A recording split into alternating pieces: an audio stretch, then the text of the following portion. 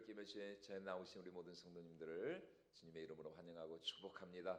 여러분, 우리의 기도는 반드시 응답될 줄로 믿습니다. 하나님께서 우리의 기도를 받으시고 또 우리의 기도를 통해서 우리 삶 가운데 능력으로 역사하시는 그 은혜가 2025년 올 한 해 우리 삶 가운데 넘쳐날 수 있기를 주님의 이름으로 축원을 드립니다.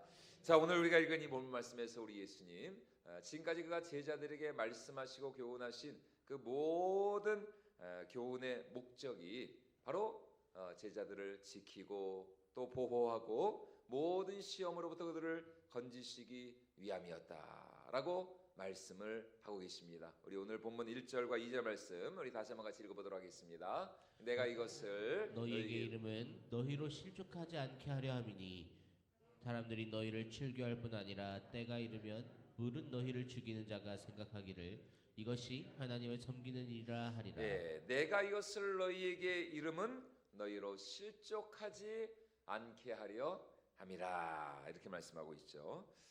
여러분, 우리는 때로 하나님을 오해할 때가 있습니다. 언제 우리가 하나님을 오해할까요? 우리가 잘 나가고 성공하고 건강하고 형통할 때 여러분, 우리가 하나님을 오해하나요? 아니죠. 우리가 힘들고 어렵고 곤고하고 병들고 여러 가지 정말 우리가 해결할 수 없는 그런 난관과 그런 고난과 문제 앞에 우리가 직면하게 될 때 여러분, 우리가 때로 하나님을 오해할 때가 있습니다. 하나님이 정말 날 사랑하시나? 하나님이 정말 나와 함께 하시는 것인가? 정말 하나님이 정말 내가 구원받은 하나님의 자녀가 맞는 것인가? 하나님이 나와 함께 하시고 나를 지키시다고 했는데 왜 나에게 이런 시련과 어려움과 고난이 계속되는가? 여러분, 우리가 하나님을 종종 오해할 때가 분명히 있다는 것이에요. 욥도 마찬가지 아니었습니까? 욥기를 보면 욥은 당대의 의인이었습니다. 동방에서 가장 큰 사람이었어요. 하나님을 경외하기로 정말 둘째가 라면 서러울 정도로 하나님을 경외하기로 소문난 사람이었습니다. 그러다 하루아침에 어떻게 됐습니까? 사단 마귀의 시기 질투로 말미암아 모든 재산을 하루아침에 잃어버리고 말았습니다. 10명이나 되는 자녀들, 아들이 7이고 딸이 3이었죠. 자녀들을 다 하루아침에 잃어버리고 심지어 욥의 몸마저 가죽을 바꿀 것이 아니니까 사단이 그렇게 하나님을 꼬드겨 가지고 말이죠. 이 욥의 몸을 이 사단이가 쳐버렸어요. 그래서 이 뭡니까? 그 기왓장을 가지고 그 종기 그 그릇을 가지고 말이죠. 질그릇 조각으로 몸을 긁지 않고는 도저히 한순간도 견딜 수 없을 정도로 이 욥의 몸마저 완전히 망가져 버리고 말았습니다. 그러자 그의 아내마저 욥을 떠나면서 뭐라고 이 욥에게 말을 했느냐? 우리 욥기 2장 9절 말씀 우리 같이 한번 읽어보도록 하겠습니다. 그의 아내가 그에게 이르되 당신이 그래도 자기의 온전함을 굳게 지키느냐? 하나님을 욕하고 죽으라.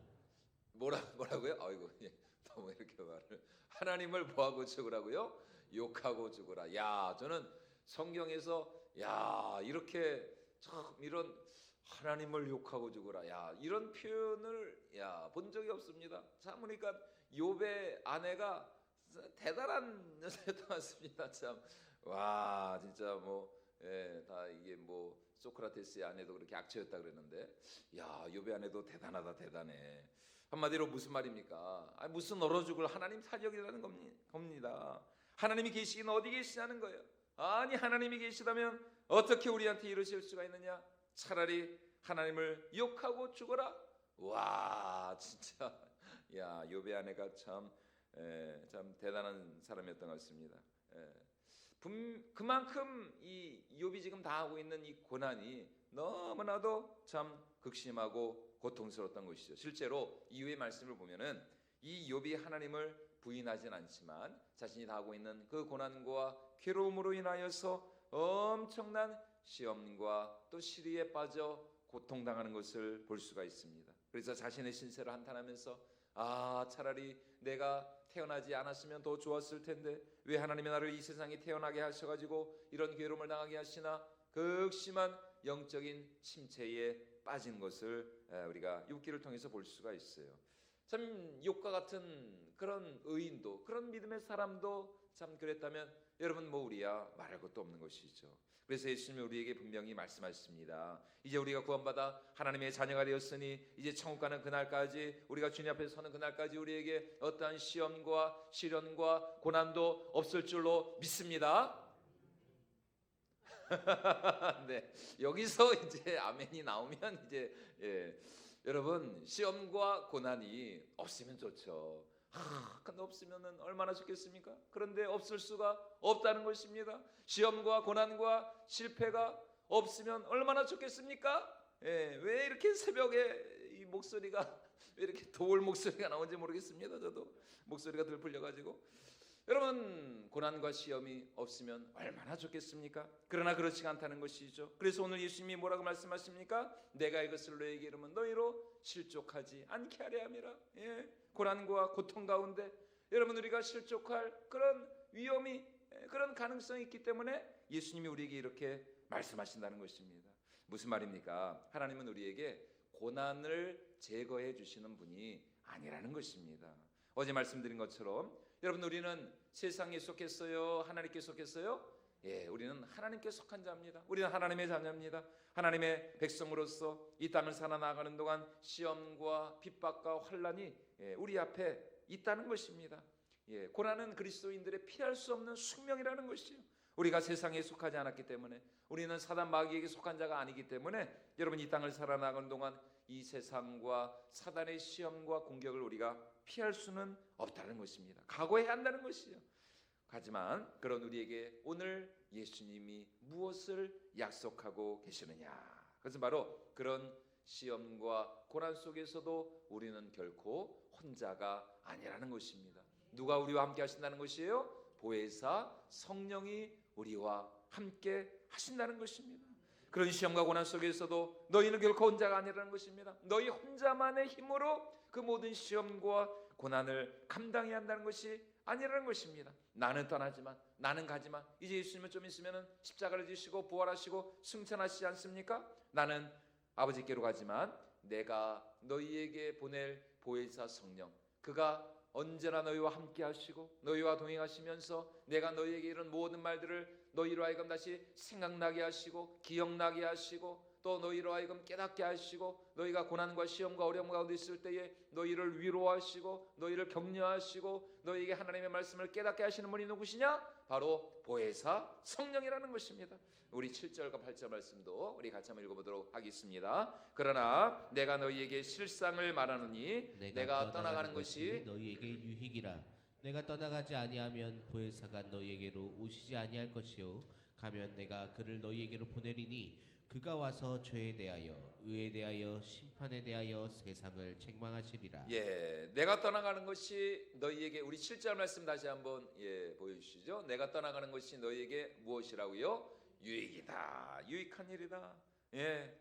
여러분 우리가 알아야 될 것이 무엇인가? 예수님은 하나님이셨지만 우리와 똑같은 사람으로 이 땅에 오셨기 때문에, 인성을 지니신 분이시기 때문에 예수님이 이 땅에 계시는 동안은 어쩔 수 없이 그 몸의 한계를 지니실 수밖에 없었다는 것이에요. 그래서 예수님이 2000년 전에 이 땅에 오셨을 때 뭐 예수님이 참 우리나라에도 오셨으면 얼마나 좋았겠습니까? 왜 꼭 굳이 예루살렘에만 계셨는가? 뭐 아프리카도 한번 가시고 저 미국도 한번 가시고 이랬으면 얼마나 좋았을까요? 그러나 그러실 수가 없었죠. 예수님은 우리와 똑같은 인성을 지닌, 육신을 지닌 하나님이시기 때문에 우리 예수님의 이 땅에 계시는 동안 오직 한 곳에만 머무실 수밖에 없었습니다. 그러나 구속의 사역을 완성하시고 승천하신 후 이제 그가 아버지로부터 받아 우리에게 주실 성령 하나님은 이제 더 이상 어떤 육신의 어떤 그런 제약이나 어떤 공간적인 시간적인 그런 한계를 완전히 초월해 가지고 예수님께서 우리에게 보내주실 보혜사 성령님은 완전히 새로운 차원에서, 완전히 새로운 방식으로 언제 어디서나 우리와 함께 하시고 하나님의 백성들, 하나님의 자녀들과 늘 동행하시고, 아니 이제는 우리 속에 완전히 내주하시고 우리 가운데 역사하셔서 우리로 하여금 날마다 하나님의 뜻에 순종하며 또 하나님의 말씀에 온전히 따라 살아나갈 수 있는 그런 새로운 성령의 시대를 우리에게 열어주신 줄로 믿습니다. 여러분, 그래서 지금 우리는 어떤 시대를 살아가고 있어요? 성령의 시대를 살아가고 있습니다. 성령의 시대. 너희가 하나님의 성전이고 하나님의 성령이 너희 안에 거하시는 것을 알지 못하느냐? 여러분, 우리가 예수님을 믿은 그 순간 성령 하나님께서 우리 안에 내주하신다는 것이에요. 우리의 영혼, 우리의 심령을 처소로 삼으셔서 지금 보혜사 성령께서 우리 안에 내주하십니다. 여러분, 이것이 성령의 시대를 살아가는 우리 그리스도인들의 특권이라는 것이죠. 그래서 지금 예수님께서 제자들에게 무엇이라고 말씀하셨습니까? 내가 떠나가는 것이 오히려 너희에게 유익하다. 더 좋은 일이라는 거예요.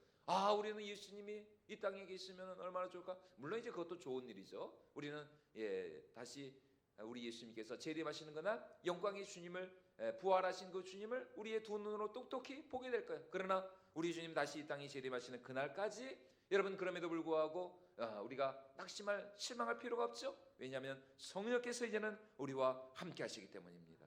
다시 말해 성령 하나님은 우리의 보혜사가 되셔서 진리의 성령께서 우리의 변호사로 오셔가지고 하루 24시간 1년 360일 언제 어디서나 우리가 어디에 있든지 무엇을 하든지 우리가 누구를 만나든지 성령 하나님은 늘 우리와 동행하시고 함께 하시면서 우리의 길을 인도해 주시고 또 이 세상에 또 악한 마귀 사단의 그 모든 시험과 고난과 핍박과 공격으로부터 우리를 지키시고 우리를 보호하시고 또 우리를 위로하시고 또 우리를 격려하시고 우리로 하여금 무엇을 생각나게 하신다? 하나님의 말씀을 생각나게 하신다는 것이에요.